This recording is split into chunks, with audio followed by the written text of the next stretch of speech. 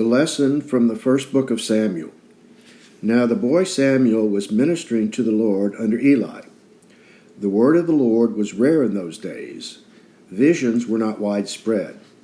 At that time, Eli, whose eyesight had begun to grow dim so that he could not see, was lying down in his room.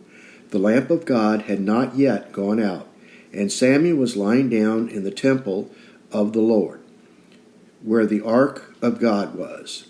Then the Lord called, "Samuel, Samuel." And he said, "Here I am." And he ran to Eli and said, "Here I am, for you called me." But he said, "I did not call. Lie down again." So he went and lay down. The Lord called again, "Samuel, Samuel." Samuel got up and went to Eli and said, "Here I am, for you called me." But he said, "I did not call you, my son. Lie down again." Now Samuel did not yet know the Lord, and the word of the Lord had not yet been revealed to him. The Lord called Samuel again, a third time, and he got up and went to Eli and said, "Here I am, for you called me." Then Eli perceived that the Lord was calling the boy. Therefore Eli said to Samuel, "Go, lie down, and if he calls, you shall say, 'Speak, Lord, for your servant is listening.'" So Samuel went away and lay down in his place. Now the Lord came and stood there, calling as before, "Samuel, Samuel." And Samuel said, "Speak, for your servant is listening." Then the Lord said to Samuel, "See, I am about to do something in Israel that will make both ears of anyone who hears it tingle. On that day I will fulfill against Eli all that I have spoken concerning his house from beginning to end. For I have told him that I am about to punish his house forever for the iniquity that he knew, because his sons were blaspheming God, and he did not restrain them. Therefore I swear to the house of Eli that the iniquity of Eli's house shall not be expiated by sacrifice or offering forever." Samuel lay there until morning. Then he opened the doors of the house of the Lord. Samuel was afraid to tell the vision to Eli. But Eli called Samuel and said, "Samuel, my son, here am I." Eli said, "What? Here am I." Eli said, "What was it that he told you? Do not hide it from me.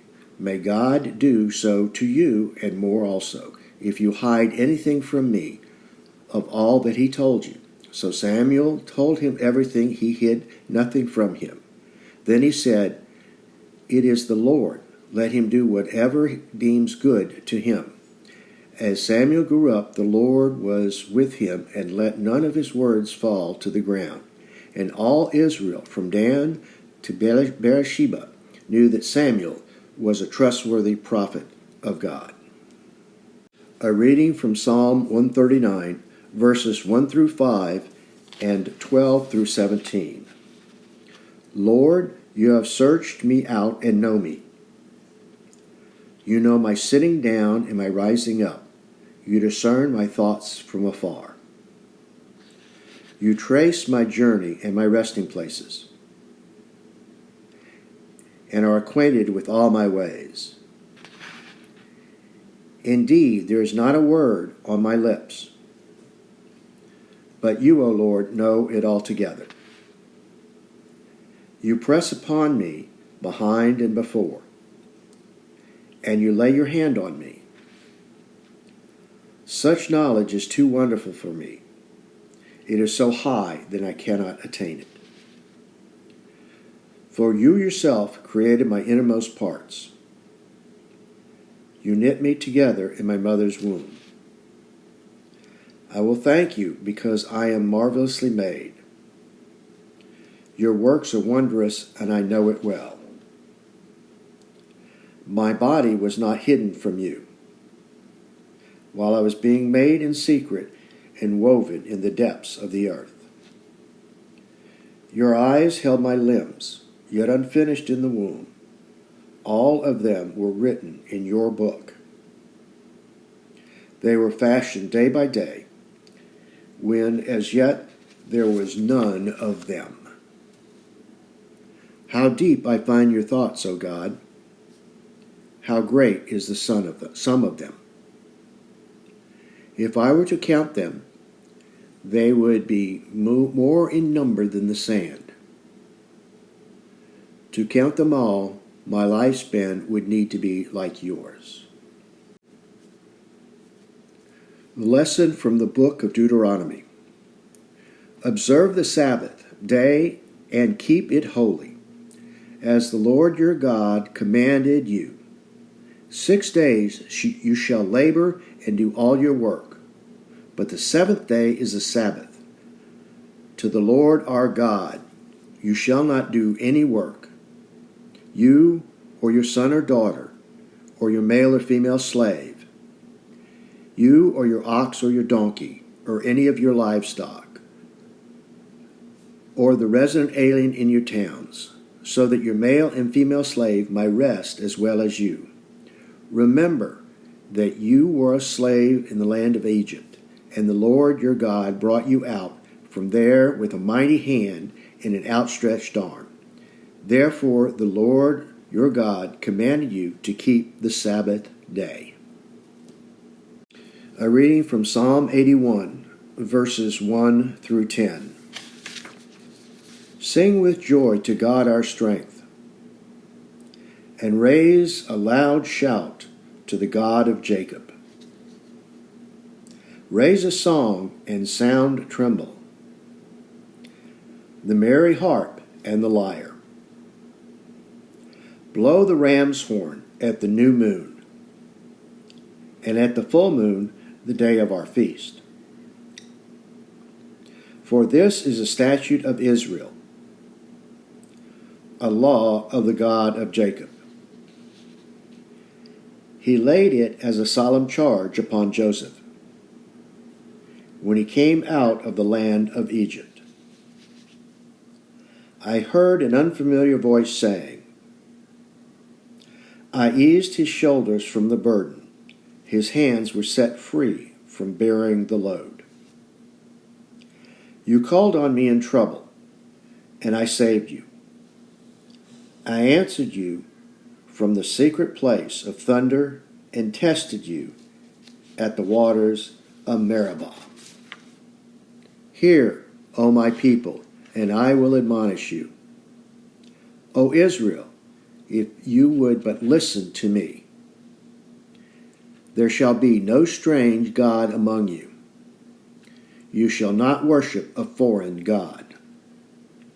I am the Lord your God, who brought you out of the land of Israel and said, Open your mouth wide, and I will fill it. The epistle from Paul's second letter to the Corinthians. We do not proclaim ourselves. We proclaim Jesus Christ as Lord, and ourselves your slaves of Jesus for Jesus Christ's sake. For it is the God who said, Let light shine out of the darkness, who has shone in our hearts to give the light of the knowledge of the glory of God in the face of Jesus Christ. But we have this treasure in clay jars, so that it may be made clear that this extraordinary power belongs to God and does not come from us. We are afflicted in every way, but not crushed, perplexed, but not driven to despair, persecuted, but not forsaken, struck down, but not destroyed, always carrying in the body of the death of Jesus, so that the life of Jesus may also be made visible in our bodies. For while we live, we are always being given up to death for Jesus' sake, so that the life of Jesus may be made visible in our mortal flesh. So death is at work in us, but life in you. The Gospel according to Mark. On Sabbath, Jesus and his disciples were going through the grain fields, and as they made their way, his disciples began to pluck heads of grain. The Pharisees said to him, Look, why are they doing what is not lawful on the Sabbath? And he said to them, Have you never read that David, when he and his companions were hungry and in need of food, he entered the house of God? when Abiathar was high priest, and ate the bread of the presence, which is not lawful for any but the priest to eat, and he gave some to his companions. Then he said to them, the Sabbath was made for humankind, not humankind for the Sabbath. So the Son of Man is Lord even of the Sabbath. Again he entered the synagogue, and a man was there who had a withered hand. They watched to see whether he would cure him on the Sabbath, so they might accuse him. And he said to the man who had the withered hand, come forward.